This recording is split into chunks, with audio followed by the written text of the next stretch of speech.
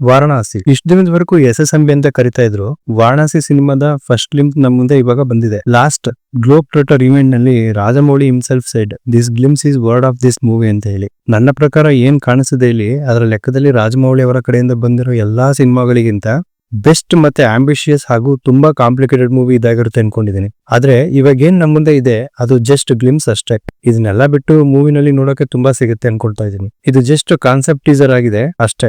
ಏನ್ ಮೂವಿನಲ್ಲಿ ಬರೋ ಸನ್ನಿವೇಶನ್ ಸೇರಿಸಿ 3D ಅನಿಮೇಟೆಡ್ ಮಾಡಿರೋದು. ಈ ವಾರಣಾಸಿ ಗ್ಲಿಮ್ಸ್ ನಮ್ಮನ್ನ ಡಿಫರೆಂಟ್ ಲೊಕೇಶನ್ ಗೆ ಕರ್ಕೊಂಡು ಹೋಗುತ್ತೆ. ಹಾಗೆ ಇದು ಒಂದು ಅಡ್ವೆಂಚರ್ ಮೂವಿ ಆಗಿದೆ. ಏನು Mahesh Babu character Rudra global adventure ಮಾಡೋಕೆ ಹೋಗ್ತಿದ್ದಾನೆ. ಅವನು ಹೋಗೋ ಕಡೆ ಏನೆಲ್ಲ ನೋಡ್ತಾನೆ, ಏನ್ ಮಾಡ್ತಾನೆ ಅನ್ನೋದೇ ಈ ಮೂವಿ ಸ್ಟೋರಿ ಪ್ಲಾಟ್ ಆಗಿದೆ. ಬಟ್ ಅಷ್ಟೇ ಅಲ್ಲ, different location different time line ಕೂಡ ಈ ಮೂವಿ ನೋಡಕ್ ಸಿಗುತ್ತೆ. ಹಿಂದೆ ನಡೆದಿರೋದು ಹೇಗೆ ಅಂದ್ರೆ ವಾರಣಾಸಿ 512CE, ಲಂಕಾ 7200CE ಇದನ್ನ ನೋಡಿದ್ರೆ ಗೊತ್ತಾಗುತ್ತೆ ಇದು ಬೇರೆ ಬೇರೆ ಟೈಮ್ ಲೈನ್ ಅಲ್ಲಿ ನಡೆಯುತ್ತೆ ಅಂತ. ಸೊ ಇದನ್ನೆಲ್ಲ ಮೊದಲನೇ ಫ್ರೇಮ್ ಇಂದನೇ ಡಿಕೋಡ್ ಮಾಡೋಕೆ ಟ್ರೈ ಮಾಡ್ತೀನಿ. ವಾರಣಾಸಿ 512CE ಅಂದ್ರೆ 5th ಸೆಂಚುರಿ ಅಂತ. ಈ ಟೈಟಲ್ ಕೂಡ ಸಜೆಸ್ಟ್ ಮಾಡ್ತಿದೆ ವಾರಣಾಸಿ ಒಂದು ಸೆಂಟರ್ ಪಾಯಿಂಟ್ ಆಗುತ್ತೆ ಅಂತ ಹೇಳಿ. ಯಾಕಂದ್ರೆ ನಿಮ್ಗೆ ಗೊತ್ತಾ, Varanasi oldest city ever exist in the world. So ಇಲ್ಲಿ ಫ್ರೇಮ್ ಏನ್ ನೋಡ್ತಾ ಇದ್ದೀವಿ ಇದು ಸ್ಪೆಸಿಫಿಕಲಿ ಮಣಿಕರ್ಣಿಕಾ ಘಾಟ್ ಆಗಿದೆ. ತುಂಬಾ ಚೆನ್ನಾಗಿ ಮಾಡಿದ್ದಾರೆ. ಹಾಗೆ ನೆಕ್ಸ್ಟ್ ಸಿಂಗ್ ನಲ್ಲಿ ನೋಡೋದಕ್ ಸಿಗುತ್ತೆ ಋಷಿಗಳು ಯಜ್ಞ ಮಾಡ್ತಿರೋದು. ಇದು part of the time line ಆಗಿರುತ್ತೆ.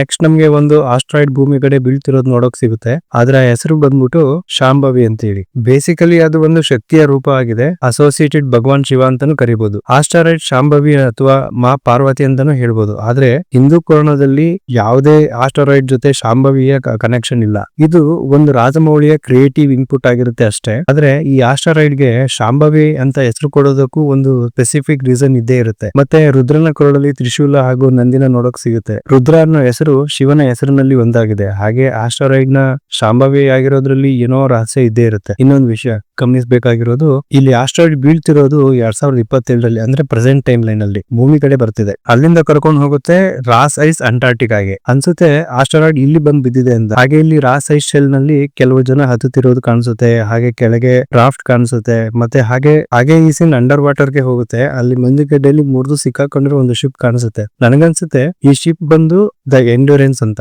1912ರಲ್ಲಿ ದ ಎಂಡ್ಯೂರೆನ್ಸ್ ಅನ್ನೋ ಹಡಗು ಅಂಟಾರ್ಟಿಕಾದಲ್ಲಿ ಮುಳುಗಿತ್ತು. ಈ ಶಿಪ್ ಡಿಸೈನ್ ಎಲ್ಲ ನೋಡ್ತಿದ್ರೆ ಸಿಮಿಲರ್ ಅದೇ ಅನ್ಸುತ್ತೆ. ಅಲ್ಲಿಂದ ಶಿಫ್ಟ್ ಆಗುತ್ತೆ ಆಂಬಸ್ ಅಲ್ಲಿ ವೈಡರ್ನೆಸ್ ಆಫ್ರಿಕಾಗೆ. ಇಲ್ಲಿ ನಾವು ನೋಡೋದಾದ್ರೆ ಮೇಲೆ ಒಂದು ಪ್ಯಾರಾಶೂಟ್, ಮೇ ಬಿ ಅದು ಪಾಸಿಬಲ್ ರುದ್ರ ಆಗಿರ್ಬೋದು. ಮತ್ತೆ ನೈಟ್ ಸೀನ್ ಬರುತ್ತೆ, ಸೇಮ್ ಅದೇ ಆಫ್ರಿಕಾದು. ಮೌಂಟ್ ಕಿಲಿಮಂಜರೋ ಹಿಂದೆನೆ ಇಲ್ಲಿ ನದಿಯಲ್ಲಿ ಹಿಪೋಟಮಸ್ ಒಂದು ಕೋತಿ ಮೇಲೆ ಅಟ್ಯಾಕ್ ಮಾಡ್ತಿದೆ. ನೀವು ಗಮನ ಕೊಟ್ಟು ನೋಡಿದ್ರೆ ಹಗ್ಗದ ಸಹಾಯದಿಂದ ರುದ್ರ ಕೋತಿನ ಸೇವ್ ಮಾಡೋದಕ್ಕೆ ಪ್ರಯತ್ನ ಮಾಡ್ತಿದ್ದಾನೆ. ಅಲ್ಲಿಂದ ನೆಕ್ಸ್ಟ್ ಲೊಕೇಶನ್ ಗೆ ಬರುತ್ತೆ ಉಗ್ರಬತ್ತಿ ಗುಹೆ ವಾರಾಂಚಲಕ್ಕೆ. ಈ ಮೂರ್ತಿ ಕಡೆ ಗಮನ ಕೊಟ್ರೆ ಇದು ಚಿನ್ನಮಸ್ತ ದೇವಿಯದ್ದು. ಈ ದೇವಿ ಏನಂದ್ರೆ ತನ್ನದೇ ತಲೆಯನ್ನ ಕತ್ತರಿಸಿ 3 ಭಾಗವಾಗಿ ರಕ್ತ ಬರುತ್ತೆ. ಒಂದು ರಕ್ತದ ಭಾಗ ತನ್ನದೇ ತಲೆ ಕುಡಿಯುತ್ತೆ. ಹಾಗೆ ಇನ್ನೆರಡು ರಕ್ತದ ಭಾಗವನ್ನ ಜೊತೆಲಿರೋರು ಕುಡಿತಾರೆ. ಚಿನ್ನಮಸ್ತ ದೇವಿ 5 ಎಲಿಮೆಂಟ್ ನ ರೆಪ್ರೆಸೆಂಟ್ ಮಾಡ್ತಾರೆ. ಒಂದನೇದು ಮೃತ್ಯು, ಇನ್ನೊಂದು ಟೆಂಪರಾಲಿಟಿ ಅಂದ್ರೆ ತಾತ್ಕಾಲಿಕತೆ, ಇನ್ನೊಂದು ವಿನಾಶ, ಇನ್ನೊಂದು ಇಮ್ಮೋರ್ಟಾಲಿಟಿ, ಹಾಗೆ ರಿಕ್ರಿಯೇಷನ್. ಹಾಗೆ ಈ ಸ್ಟ್ರಕ್ಚರ್ಸ್ ನ ನೋಡ್ಬೋದು, ಮೂರ್ತಿಗಳನ್ನ ನೋಡ್ಬೋದು. ಹಾಗೆ ಒಂದು ಮಂದಿರ ಕೂಡ ಇದೆ ಇಲ್ಲಿ. ಇದನ್ನೆಲ್ಲ ನೋಡ್ತಿದ್ರೆ ಒಂದು ಲಾರ್ಡ್ ಸಿಟಿ ವೈಬ್ ಬರ್ತಿದೆ ನನಗೆ. ಹಾಗೆ ಇಲ್ಲಿ ಒಬ್ಳು ಹೆಂಗಸು ಬೀಳ್ತಿದ್ದಾಳೆ, ಅದು ಪಕ್ಕ ಮಂದಾಕಿನಿನೇ ಆಗಿರ್ತಾಳೆ, ಪ್ರಿಯಾಂಕಾ ಚೋಪ್ರಾ.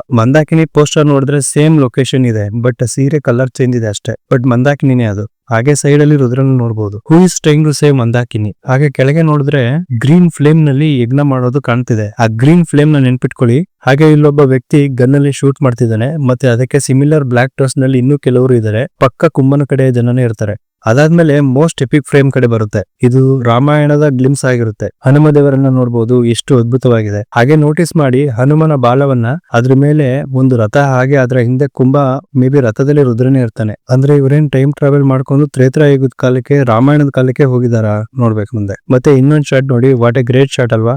ವಾನರ ಸೇನೆ ಒಂದು ಮೌಂಟೇನ್ ಮಾಡಿದ್ದಾರೆ, ಅದ್ರ ಮೇಲೆ ಪ್ರಭು ಶ್ರೀರಾಮ ಇದ್ದಾರೆ. ಅವ್ರ ಮುಂದೆ ಪಾಸಿಬಲಿ ಕುಂಭಕರ್ಣ ಬರ್ತಿದ್ದಾರೆ. ಕುಂಭ ಈಕ್ವಲ್ಸ್ ಕುಂಭಕರ್ಣ. ಅದಾದ್ಮೇಲೆ ಸ್ಕ್ರೀನ್ ಮಣಿಕರ್ಣಿಕಾ ಘಾಟ್ ಕಡೆಗೆ ಬರುತ್ತೆ. ಗಂಗಾ ನದಿಯಲ್ಲಿ ಬ್ಲೂ ಕಲರ್ ನ ಪವರ್ಫುಲ್ ಬೀಮ್ ನ ನೋಡಬಹುದು. ಹಾಗೆ ನಾವು ಒಂದು ಟೊರ್ನಾಡೋ ಫಾರ್ಮ್ ಆಗ್ತಿರೋದನ್ನ ನೋಡಬಹುದು. ಇದು A kind of cosmic beam ಅನ್ಸುತ್ತೆ. ಅದ್ರ ಕಡೆ ಗಮನ ಕೊಡಿ. ಕಾಸ್ಮಿಕ್ ಬೀಮ್ ಇದೆಯಲ್ಲ, ಇದು ಗಂಗಾ ನದಿ ನೀರನ್ನ ಹೀರ್ಕೊಳ್ತಾ ಇದೆ ನೋಡಿ, ನೀರೆಲ್ಲ ಆವಿ ಆಗ್ತಾ ಇದೆ. ಅದಾದ್ಮೇಲೆ ಬರುತ್ತೆ ರುದ್ರನ ಶಾಟ್. ನಂದಿ ಮೇಲೆ ಕುತ್ಕೊಂಡು ತ್ರಿಶೂಲನ ಹಿಡ್ಕೊಂಡು ಬರ್ತಿದ್ದಾನೆ. ಒಂದು ಐಕಾನಿಕ್ ಐಕಾನಿಕ್ ಇಂಟೆನ್ಸ್ ಲುಕ್ ನಲ್ಲಿ. ನೀವು ಬ್ಯಾಕ್ ಡ್ರಾಪ್ ನಲ್ಲಿ ನೋಟಿಸ್ ಮಾಡಿ ವಾರಣಾಸಿನೇ ಇದೆ, ಹಾಗೆ ನೆಲ ನೋಡಿ ಗಂಗಾ ನದಿ ಇದೆ, ಆದ್ರೆ ಪೂರ್ತಿ ನೀರು ಆವಿಯಾಗಿ ಹೋಗಿದೆ. ಈಗ ಜಸ್ಟ್ ಹೇಳಿದ್ದೆ ಕಾಸ್ಮಿಕ್ ಬೀಮ್ ನೀರನ್ನ ಹೀರ್ಕೊಳ್ತಿದೆ ಅಂತ. ನಾನು ಅವಾಗ್ಲೇ ಹೇಳೋ ಹಾಗೆ ಈ ಆಸ್ಟರಾಯ್ಡ್ ಬೀಳ್ತಿದೆಯಲ್ಲ ಅದ್ರ ಬಗ್ಗೆ ಹೇಳಿದ್ದೆ.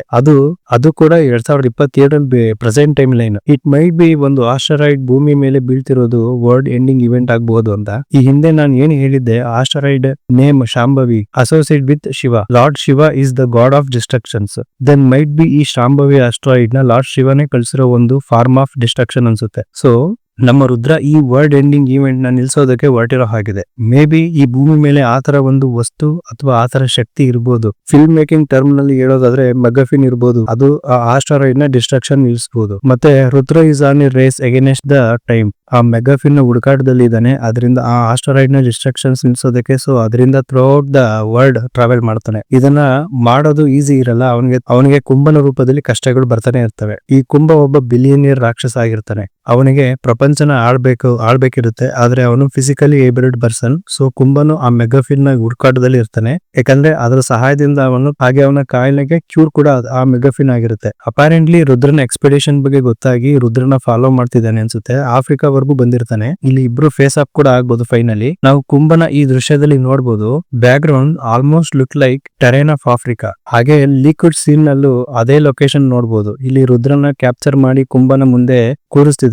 ಸೊ ರುದ್ರ ಎಕ್ಸ್ಪಿಡಿಷನ್ ಗೆ ಹೊರಟಿದ್ದಾನೆ ಈ ಭೂಮಿನ ವರ್ಲ್ಡ್ ಎಂಡಿಂಗ್ ಈವೆಂಟ್ ಇಂದ ಓಡಿಸೋದಕ್ಕೆ. ಆದ್ರೆ ಕುಂಭ ಎಕ್ಸ್ಪೆಡಿಷನ್ ನ ತನ್ನ ಸ್ವಂತ ಲಾಭಕ್ಕೆ ಉಪಯೋಗಿಸ್ಕೊಳ್ಳೋದಕ್ಕೆ ನೋಡ್ತಿದ್ದಾನೆ, ಕ್ಯೂರ್ ಹಾಗೂ ಪವರ್ಫುಲ್ ಆಗೋದಕ್ಕೆ. ಸೊ ರುದ್ರ ಕುಂಭನಿಗೋಸ್ಕರ ಮೆಗಾಫಿನ್ ಹುಡುಕ್ತಾನೆ, ಆದ್ರೆ ಈ ಭೂಮಿನ ಉಳಿಸೋದಕ್ಕೆ ಕುಂಭನಿಗೋಸ್ಕರ ಕೆಲಸ ಮಾಡೋದು ಅನಿವಾರ್ಯ ಹಾಗೆ ಸರಿ ಅಂತಾನು ಅನ್ಸುತ್ತೆ. ಆದ್ರೆ ಈ ನನ್ನ ಪೂರ್ತಿ ಥಿಯರಿನಲ್ಲಿ ಟೈಮ್ ಟ್ರಾವೆಲ್ ರಾಮಾಯಣ ಪಾರ್ಟ್ ಎಲ್ಲಿ ಫಿಟ್ ಆಗುತ್ತೆ, ವಿಚ್ ಇಸ್ ವೆರಿ ಇಂಟ್ರೆಸ್ಟಿಂಗ್. ಬನ್ನಿ ನೋಡೋಣ. ರುದ್ರ ಮೆಗಾಫಿನ್ ಹುಡುಕಾಟದಲ್ಲಿ ಇದ್ದಾನೆ ಆಸ್ಟರಾಯ್ಡ್ ನ ನಿಲ್ಸೋಕೆ. ಹಾಗಾದ್ರೆ ಆ ಮೆಗಾಫಿನ್ ಸಿಗುತ್ತಾ ಉಗ್ರಬಟ್ಟಿ ಗುಹೆನಲ್ಲಿ? ಇದೇ ಇಲ್ಲಿ ಟ್ವಿಸ್ಟ್ ಇರೋದು. ನೀವೇನ್ ನೋಡ್ತಿದ್ದೀರಾ, ಚಿನ್ನಮಸ್ತ ದೇವಿ. ಈ ದೇವಿ ರೆಪ್ರೆಸೆಂಟ್ ಮಾಡುತ್ತೆ ಟೆಂಪೋರಾಲಿಟಿ, ಅಂದ್ರೆ ರಿಲೇಷನ್ ವಿತ್ ಟೈಮ್. ಸೊ ಮೆಗಾಫಿನ್ ಏನಿದೆ ಅದು ಒಂದು ಪವರ್ ಆಗಿದೆ. ಅದ್ರ ಸಹಾಯದಿಂದ ಯಾವುದೇ ಟೈಮ್ ಪಾಯಿಂಟ್ ಗೆ, ಟೈಮ್ ಪೀರಿಯಡ್ ಗೆ ಬೇಕಾದ್ರೂ ಹೋಗ್ಬಹುದು. ಅದೇ ಚಿನ್ನಮಸ್ತ ದೇವಿಯ ಪವರ್. ಸೊ ಇದು ಕುಂಭನ ಕಾಯಿಲೆ ಕ್ಯೂರ್ ಅಲ್ಲ. ಈ ಪವರ್ ನ ಉಪಯೋಗಿಸ್ಕೊಂಡು ಟೈಮ್ ಟ್ರಾವೆಲ್ ಮಾಡ್ಕೊಂಡು ತ್ರೇತಾಯುಗದ ಕಾಲಕ್ಕೆ ಹೋಗೋಕೆ ನೋಡ್ತಿದ್ದಾನೆ. ಯಾಕಂದ್ರೆ ಅಲ್ಲಿಂದ ಅವನು ಸಂಜೀವಿನಿ ಬೂಟಿನ ರಿಕವರ್ ಮಾಡೋದಕ್ಕೆ, ಅದರಿಂದ ಅವನು ಕ್ಯೂರ್ ಆಗ್ಬೋದು, ಪವರ್ಫುಲ್ ಮ್ಯಾನ್ ಆಗ್ಬೋದು. ಅಟ್ ದ ಸೇಮ್ ಟೈಮ್ ಈ ಆಸ್ಟರಾಯ್ಡ್ ನ ನಿಲ್ಸೋದಕ್ಕೂ ಸೊಲ್ಯೂಷನ್ ಪಾಸ್ಟ್ ನಲ್ಲೇ ಇದೆ. ಆದ್ರೆ ಇಲ್ಲಿ 2 ಷರತ್ತಿದೆ.